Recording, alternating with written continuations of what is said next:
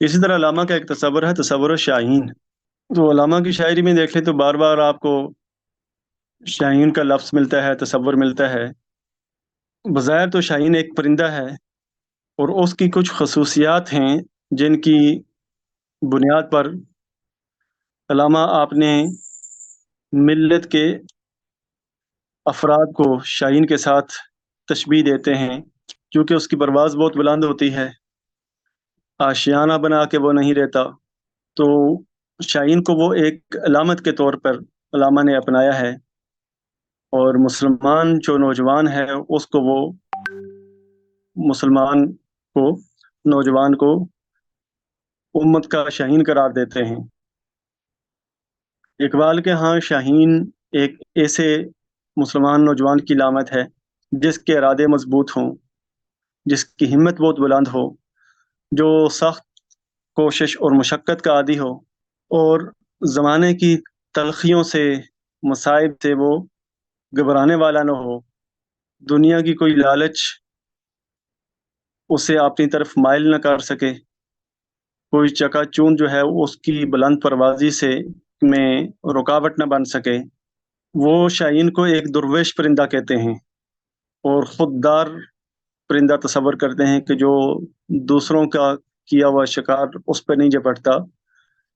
مردار نہیں کھاتا، بلکہ خود شکار کرتا ہے،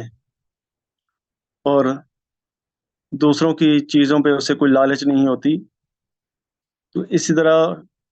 وہ مسلمان نوجوان میں بھی بے نیازی دیکھنا چاہتے ہیں، خودداری دیکھنا چاہتے ہیں، اور اسی طرح کی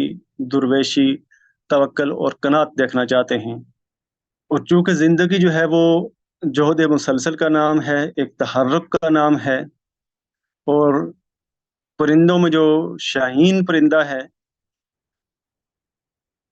یہ مسلسل تگ و دو کرتا ہے، بلند پرواز ہوتی ہے اس کی، کئی کئی گھنٹے پرواز کر سکتا ہے۔ تو علامہ بھی چاہتے ہیں کہ ایک مسلمان نوجوان جو ہے وہ زندگی کے لیے اسی طرح متحرک ہو جیسے شاہین متحرک ہوتا ہے۔ اسے وہ کہتے ہیں کہ جھپٹنا، پلٹنا، پلٹ کر جھپٹنا لہو گرم رکھنے کا ہے ایک بہانہ۔ تو گویا کہ وہ کسی شخص کو، کسی مسلمان کو،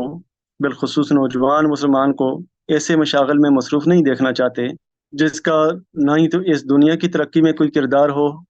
اور نہ ہی وہ کام آخرت کے لیے مفید ہو۔ لا اور فضول کاموں میں مسلمان بندہ مومن کو،